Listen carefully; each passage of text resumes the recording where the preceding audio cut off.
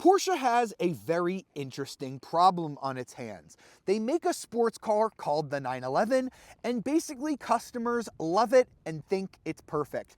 So what does a company like Porsche do when it comes time to update that model? Well, if it's already perfect, how are you going to make it perfecter? Well, that is a question that I'm going to try to answer in this video, because right here we have the 2025 Porsche 911 Carrera S. This is the most popular version of the already very popular 911, and this is, for Porsche nerds who know how to speak in code, the 992.2 generation. So the 992 came out a couple of years ago. The early cars are what's known as the 0.1, and now they've facelifted that car, thus adding the 0.2 to the 992 code designation. This car has more power than before. In fact, the same amount of power that you used to get in the Carrera GTS. You also get a lot more features as standard that customers used to have to pay extra for, and all of that is supposed to amount to an even better car than the one that customers already loved. So in this video, we're going to drive the 911 Carrera S and find out if Porsche has somehow managed to make its iconic sports car even better.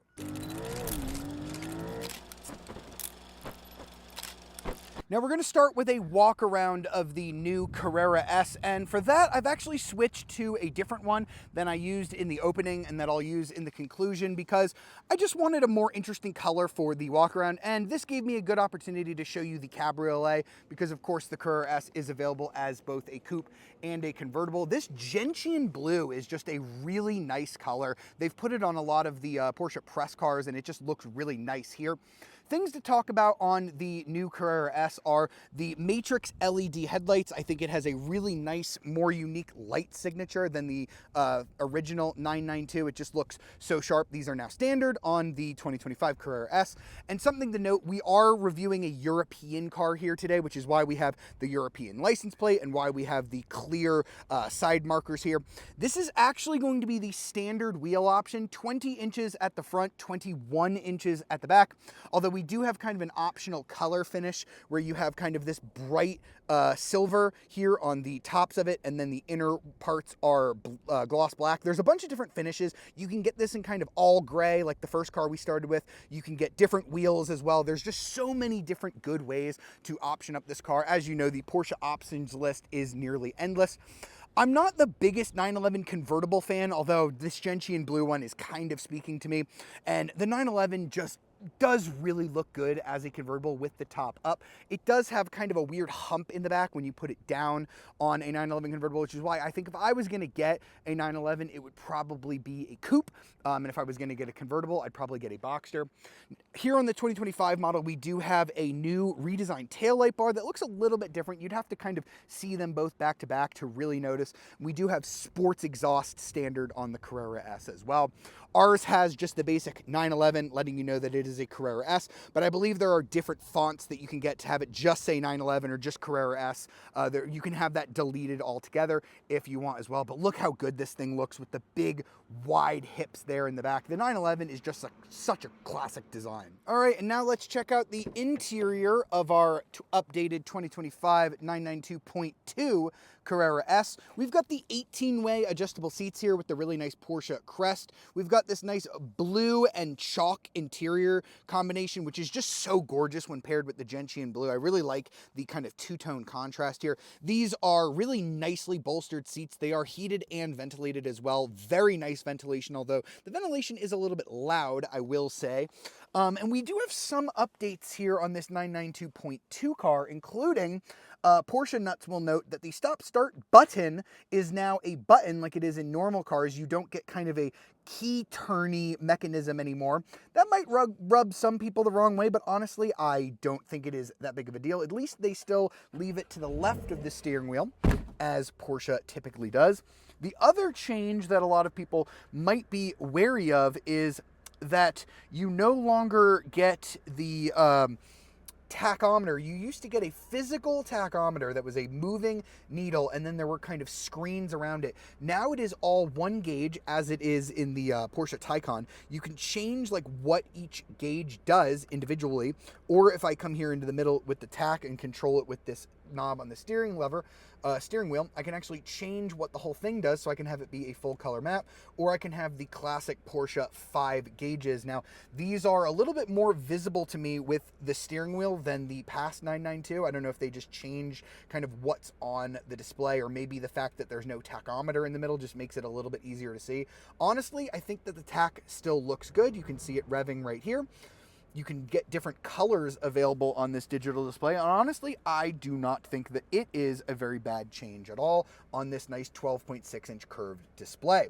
The steering wheel is mostly the same. We've got the nice paddle shifters here because the Carrera S is PDK only, as we'll talk about out on the road. We do have our drive mode button here. You can switch from wet, normal, sport, and sport plus, and then you have your sport response plus that's going to give you like 20 seconds of maximum boost with the big red button, which is very cool. We do have the sport chrono package, meaning we have a nice stopwatch slash clock up there. You can see the little digital clock there in the middle of the screen. And then the screen here is mostly unchanged from last year, a 10.9-inch touchscreen. Decent size. I like that you have kind of this nice area to stick your finger to kind of do control, so you can kind of get more stability there, so you're not kind of bouncing around. We do have wireless Apple CarPlay, I believe wireless Android Auto as well.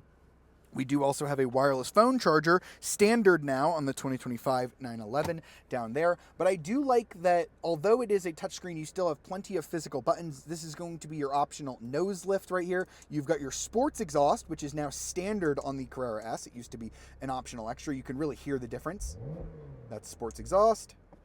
And that's it off. Much quieter. Hazards, traction control, and then your PASM sports suspension. You can make that stiff. I love the clickiness of these buttons. Porsche does this better than almost any other automaker. You also still get this little knob that you can use to control the touchscreen if you are not a big fingerprints person, and it is really nice when you're kind of at speed, or for the passenger to use if they're kind of bouncing around. You can just use this little knob as well. Again, very clicky. Same with the climate controls, nice and clicky. Fan speed, still very easy to access.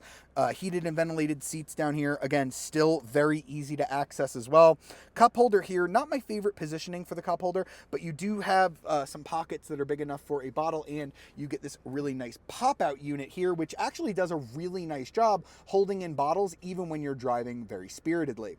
We have a Bose audio on this one. You can get a bass audio system as well as a Burmester audio system. If you're big into audio, the Bose system kind of stinks. I'm not going to sugarcoat it. Not my favorite. I would spend up and get the Burmester if I really liked listening to audio. I should also mention that we do get more leather in this cabin for 2025. We also get a heated steering wheel, standard now for 2025, and then this mode selector is also going to be standard for 2025. These were all things that were optional on the previous Carrera S. Now, the 911 has always been an interesting sports car because it does technically have rear seats. Barely. You do have a little hook here on the back for like a jacket or something. I am going to try and squeeze myself in here because the convertible top is down, so might as well. It won't be too hard for me to get in, although as you can see, I don't really have a lot of leg room here, and then I don't really have enough room to put this seat back. So again, not really for adults back here, but an interesting touch on the Carrera S for the 2025 model year, as I struggle to get out of here, is that you can actually delete the rear seat. I believe on the coupe and the convertible, but definitely on the coupe, you can delete the rear seat. But if you don't, and honestly, I don't know why you would, because it's a zero cost option to get the seats. You can just fold them down. You have these little triggers right here, and now you have a nice little area to put your bags if you don't want to rest maybe muddy golf clubs or stuff on the leather. So you might as well get the rear seats, honestly. You could put a dog back here, or again, fold them as I just showed you. Or if you don't plan to use them at all, on the Cabriolet that we are looking at now, you also get this really cool wind deflector that pops up. And yes, it really does make a really big difference, especially with all of the windows up when you're just trying to cruise and you don't want the air buffeting you all around. And last but not least, I already showed you the back seat. And now if I just take my hand and I kind of swipe it across the front like so, that pops open the hood as long as you have the key in your pocket. 4.8 cubic feet of space, not massive, but you can definitely fit a bag, roller suitcase as well, no problem in the back here. And then you do have the extra space in the back seat, especially when it can become a shelf. All right, so let's get behind the wheel of the new 2025 911 Carrera S. And the first thing we've got to talk about with this new Carrera S is the engine. It is still a 3-liter twin turbocharged flat 6 engine, but it produces way more power. The outgoing model made 443 horsepower, 390 pound-feet of torque. The torque stays the same, but we now have 473 horsepower. That's the same amount that you used to get from the Carrera GTS. Now, they've done that very cleverly. We've got new turbos, we've got a new charge air cooling system. It's not the exact same engine as the GTS, but the power delivery is amazing. You get that peak horsepower all the way up to the top of the rev line. Oh my gosh, it's hard to believe when you're driving this thing flat out that it is turbocharged, because so many twin turbo engines, you can just feel the power start to die off at the tippy top of the rev range. Not in this car. This car just loves pulling to the top every single time, and it sounds good most of the time, but you can tell when you get it above 5,000 that it just hits this different frequency in your ear, this frequency that is just so titillating. It just vibrates the inner mechanisms of my ear, and it's so great. Now, you can probably hear that this car is shifting very quickly. That's because we've got the Porsche PDK 8-speed dual clutch transmission. That is currently the only way that you can get a Carrera S. Rear-wheel drive only, at least for now. I think they might add some 4-wheel drive options later in the life cycle of this car, but for now, rear-wheel drive, PDK only on this car. And the level of performance has honestly gotten into supercar territory, because we're talking 3.3 seconds from 0 to 60 on the base car. It was 3.4 seconds in the 992.1. So they've managed to shave a tenth off of the 0 to 60 time. But you can actually get it to go even quicker if you get the Sport Chrono package, which we happen to have in this car. 0 to 60 is 3.1 seconds. That is honestly ridiculous. That's what like the old GTS did, which makes sense because now we have the GTS level of power in this car. And that is honestly like crazy that a Carrera S can do it that quickly. I imagine if they do come back out with a Carrera 4S, that it might be in the 2s in terms of 0 to 60. So I can't wait to see what they do with the Turbo and Turbo S of this generation. Now, in addition to the extra power, they didn't just call it quits there. You get a lot more as standard. We've got the Porsche Active Suspension, so PASM, standard on this car, although it's softer than the outgoing Carrera GTS. So the ride on this car is very good. It's in fact even better than the base Carrera because you can't get PASM on that car. So this car is a really nice daily driver, but then when you put it in Sport Plus mode, it just handles brilliantly. And even though this road surface isn't perfect, I have never felt uncomfortable once in this car. It is just great suspension. You can opt for a optional sport suspension. It's still PASM, but it's 10 millimeters lower, sort of like how the GTS was. I just don't feel the need. I think that this suspension hugs me in perfectly, that I don't know if I would spend any extra to get the sport suspension. What I might spend extra on is the rear steering, which this car does have. I was kind of iffy on rear steering in past 911s because I didn't love when you were mid-corner, you could kind of feel it doing its thing, but in this car, it so effortlessly fades into the background and shrinks this car to make it feel so agile, combined with they revised the steering to make it even sharper somehow than the outgoing 992.1. And together, the combination of those two things just makes this such an incredible driver's car. You really feel this car kind of shrinking around these corners as you drive it hard. Now, you also get the bigger brakes from the outgoing GTS. They're absolutely enormous, and they do an awesome job. We're going downhill right now. They really slow this car down in a hurry. You can get Porsche carbon ceramic brakes if you want.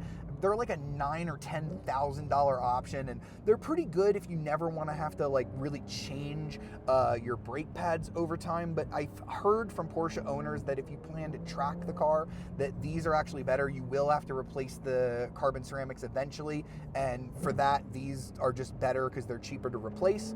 But you can get the carbon ceramics if you really want to spend the extra money and you just hate brake dust. But the fact that they put the GTS brakes now on the Carrera S really just adds to the fact that this is a fantastic daily driver, but it's also such a track-capable package right out of the box. Now, honestly, I only have one, I hesitate to even call it a problem, but I only have one problem with this car, which is the base Carrera. It's such a good car. You still get a twin turbocharged flat six. It's only about 380 horsepower, but now there's a new wrinkle to the mix, which is the Carrera T.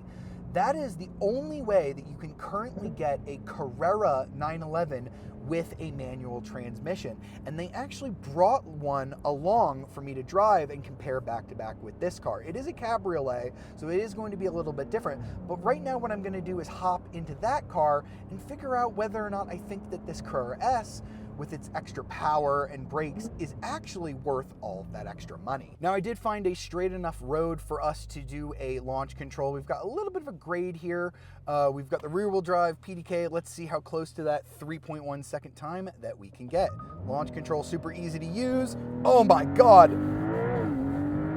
Wow.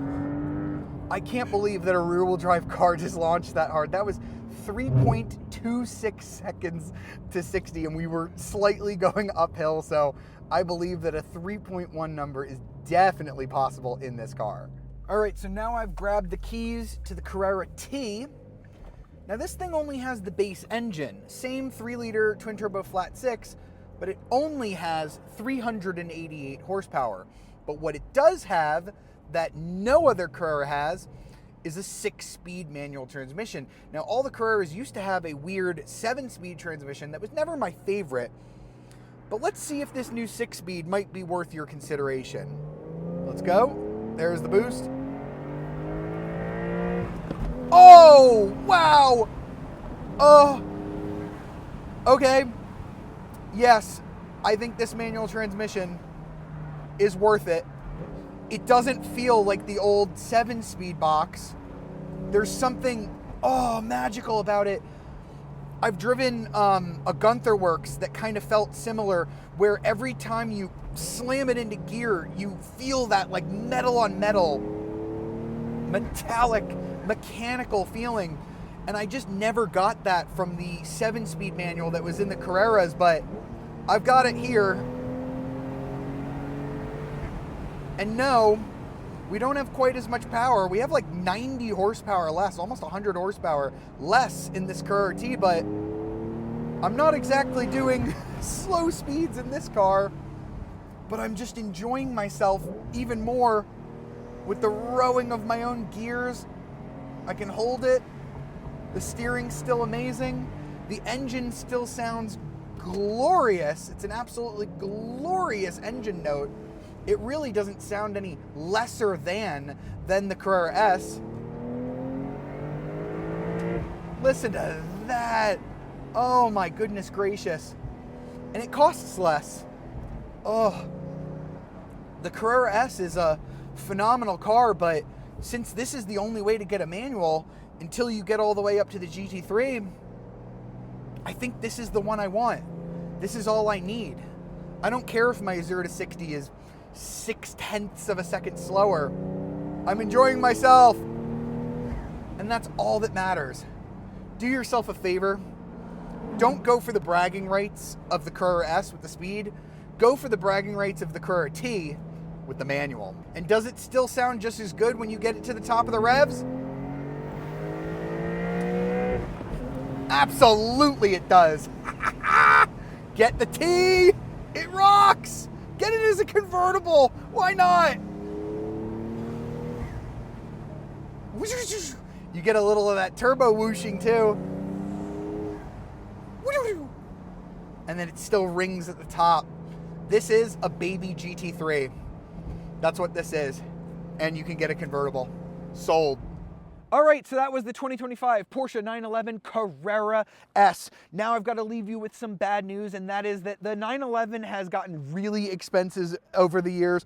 Carrera base now starts at $120,900, 130 through 4 if you want the cabriolet. So it's about a $12,000 extra if you want to get the convertible version. That's just kind of your personal taste. I personally like the 911 a little bit better as a coupe, but you may differ on that opinion. The Carrera T that we drove briefly on this video, that's the one that I really want to talk about because it's a 6-speed manual. The only way to get a Carrera with the manual for 134 grand. I think that is the best buy right now. I know the street cred of having a Carrera S with the extra power is pretty cool, but I think the street cred of driving the only manual Carrera now supersedes that, and I think that is just the perfect amount of power, perfect amount of usable power for the road, and I think it's just awesome.